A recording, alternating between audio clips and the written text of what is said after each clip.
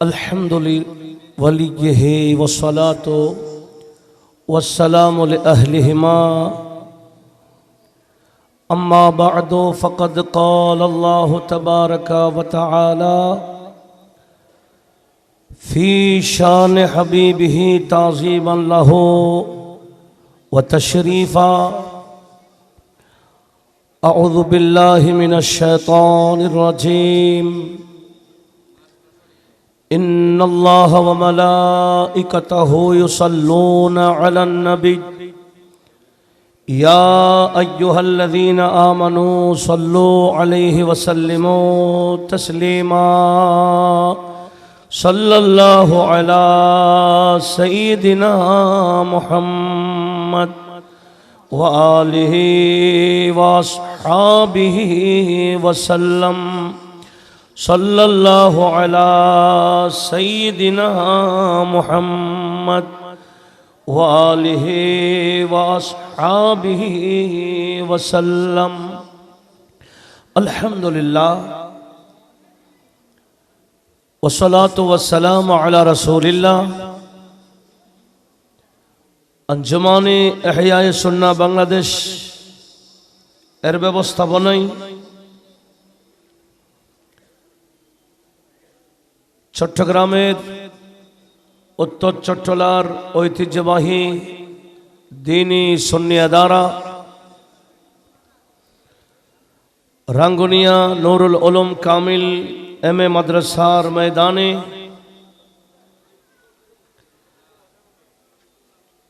ওরসে নাইমি নকশবন্দি অত্র দরবারের মধ্যমণি মখদুমে মিল্লত বাহরুল উলুম शमसुल आरिफिन अल्लामा सैयद राहतुल्लाह नक्शबंदी रहमतुल्लाह अलैह उस्ताजुल उलमा नाइबे सदरुल अफादिल साहिबे कश्फ करामत हजरत अल्लामा नूरुस सफा नाइमी रहमतुल्लाह अलैह एवं ओनार सुयोग्य सन्तान रहबरे शरीयत पीर तरीक़त हजरतुल हाज अल्लामा खैरुल बशर दिन व्यापी उर्स नाइमी नक्शबंदीर आज समापनी दिवसेर सम्मानित सदरे महफिल पीर तरीक़त हजरतुल हाज सैयद मोहम्मद उबैदुल मुस्तफ़ा नाइमी सज्जादा नशीन राहत रांगुनिया राहतिया दरबार शरीफ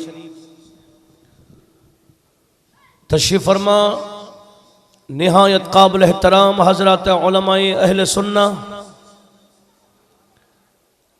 समबत ब्रादराने मिल्लत যারা যেখান থেকে আমাদের আজকের অনুষ্ঠানের আওয়াজ শুনছেন দেখছেন যারা প্রবাসী অবস্থায় আমাদের সাথে সংযুক্ত হয়েছেন প্রবাসী ভাইরাও রাহমানি ওয়া রাহিমাকুমুল্লাহ।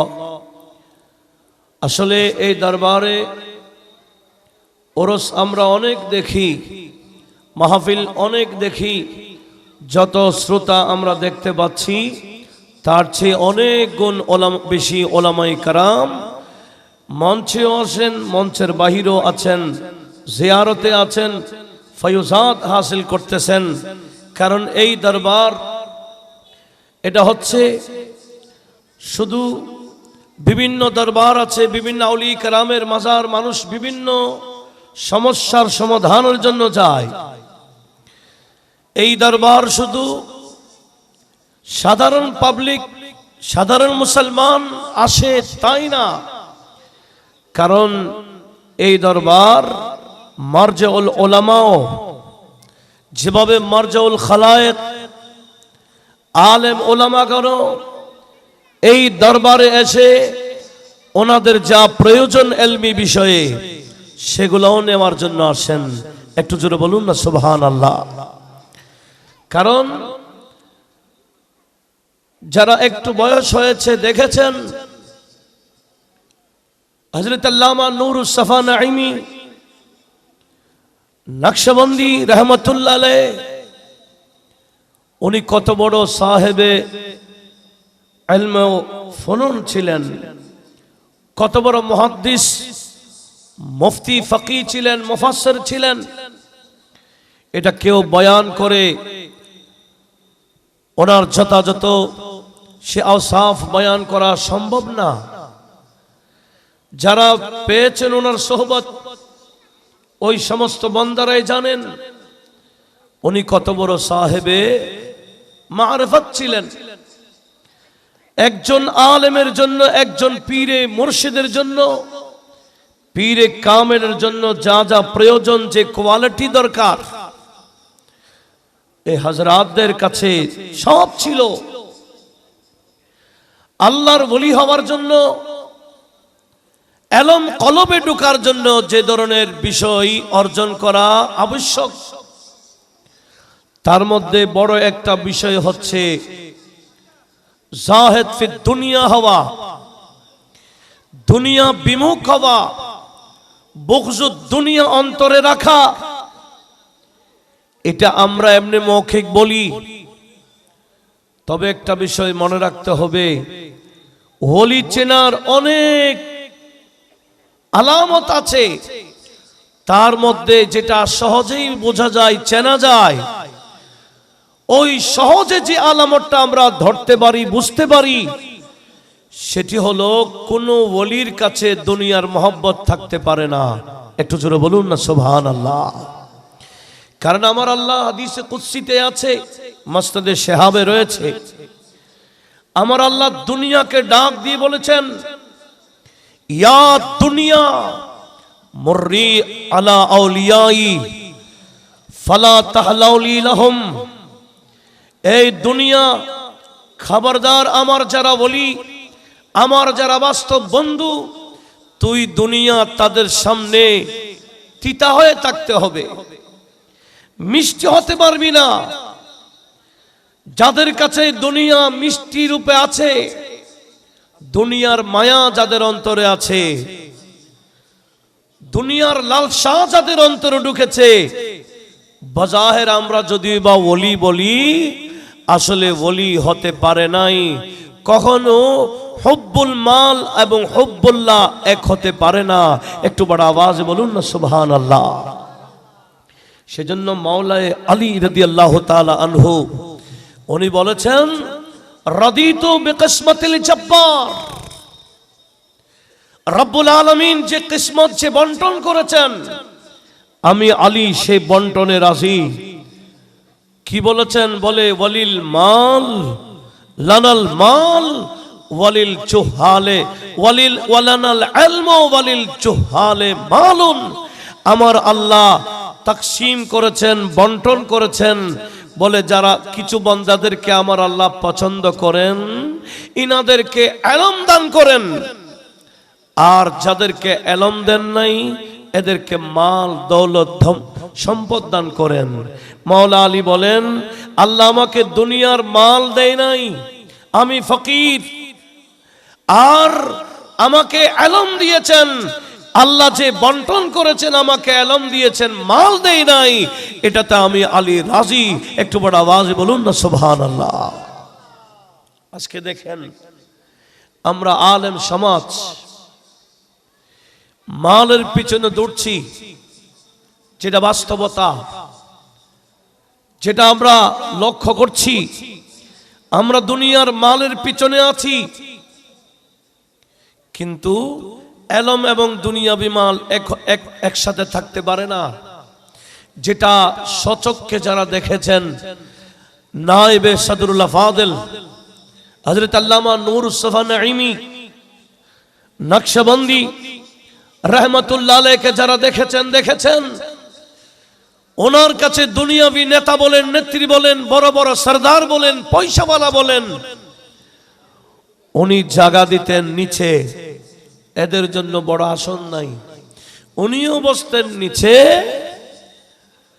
আর ইনাদের জন্য চাটাই বিষয় দিতেন। ইনাদের জন্য স্পেশাল কোন ধরনের মেহমান নামাজি, কোন ধরনের সম্মান ওনার দরবারে ছিল না। উনি কোন নেতা নেত্রীর কাছে ধর্ণা দিতেন না, বরঞ্চ নেতারা ওনার কাছে আসতো। এবং যতটুকু প্রয়োজন ততটুকু দিতেন।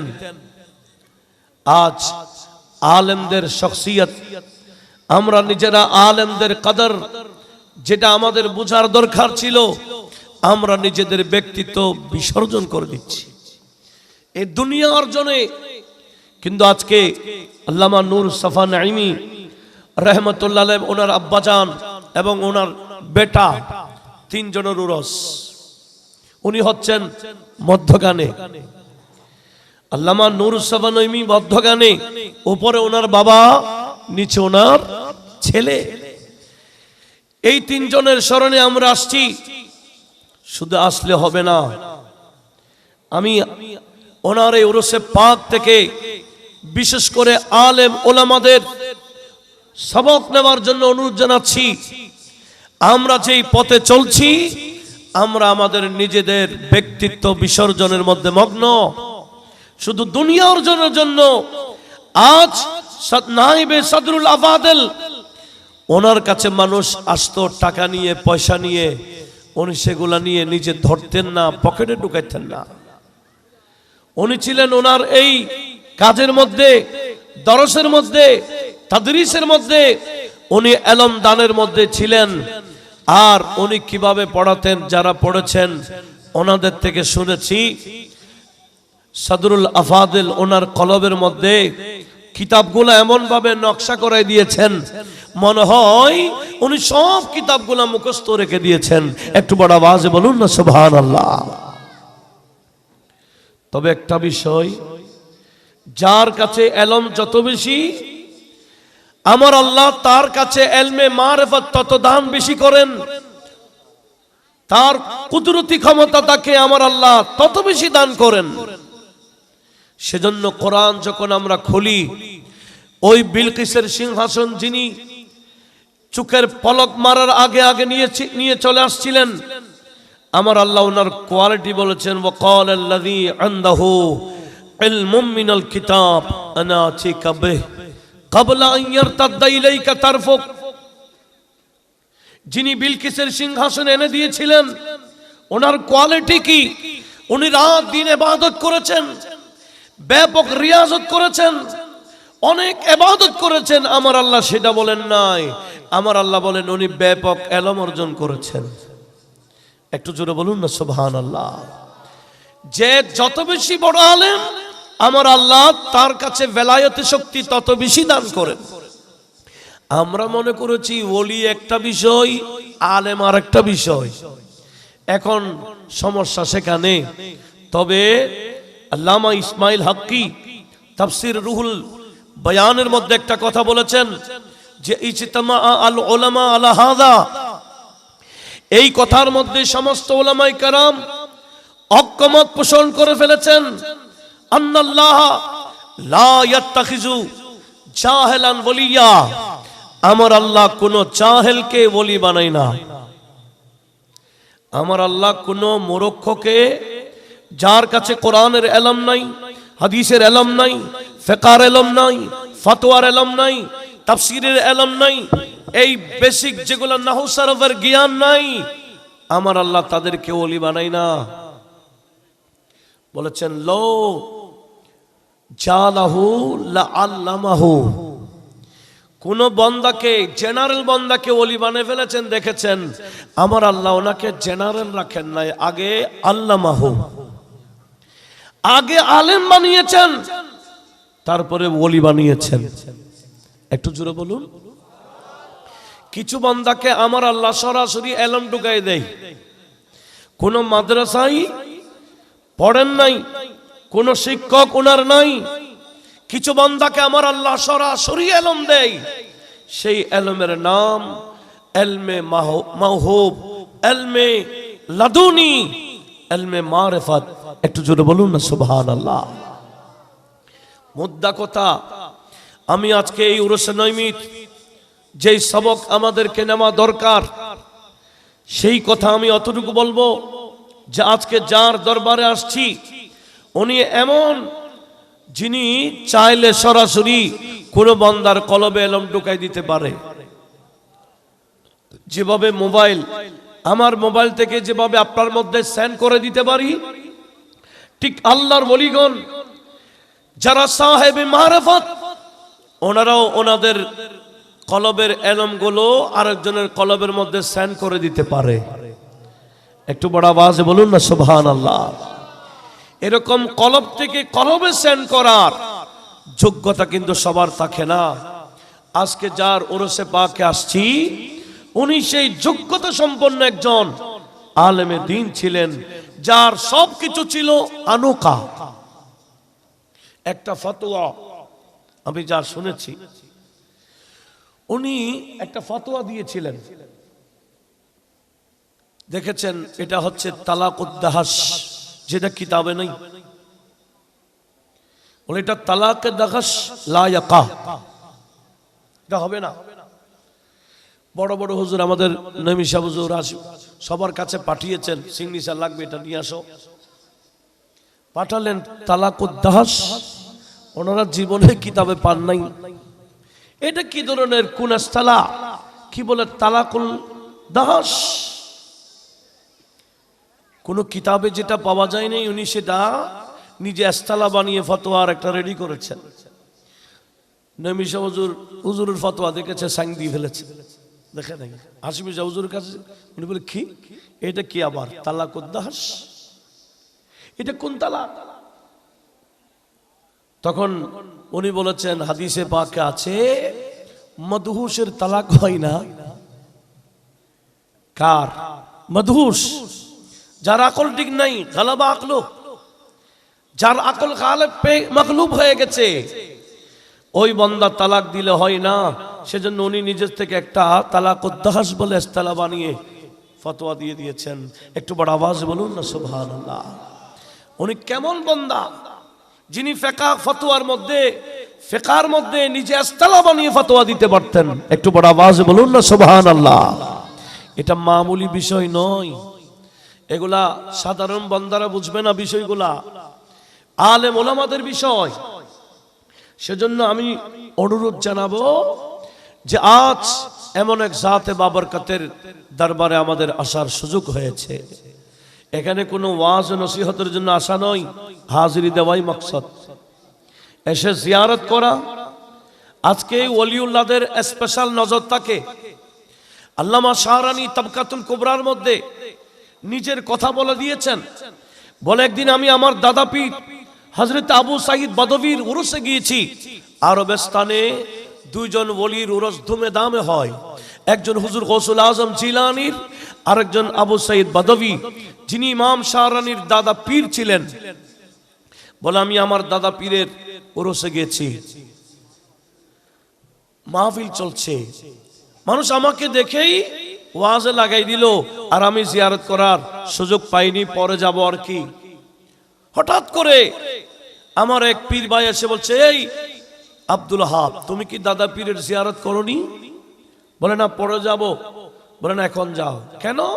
বলে এখন আমি দাদা পীরের মাজার থেকে আসছি, হঠাৎ দেখলাম আবু সাঈদ বদবীর মাজারে ঢোকার সাথে সাথে আমি দেখলাম ওনার মাজার দু পাট হয়ে গেল।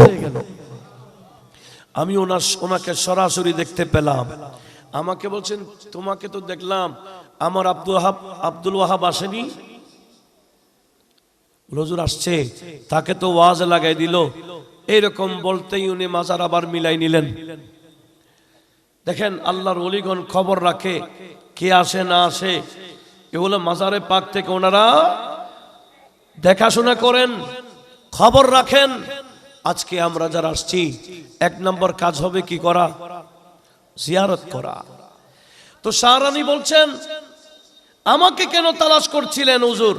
আমার দাদা হুজুর, কারণ একদিন আমার পীর মুর্শিদ আমাকে নিয়ে ওনার মাজারে গিয়ে বলেছেন, হুজুর আমার আব্দুল ওয়াহাবকে নিয়ে আসছি আপনার হাতে গছাই দেওয়ার জন্য, আপনি একটু মাজারে পাক থেকে হাতটাকে বের করুন। শাহজি ওনার মুরিদ ছিলেন, আবু সাঈদ বদবীর মুরিদ শাহজি, আর শাহজির মুরিদ ছিলেন ইমাম শাহরানী।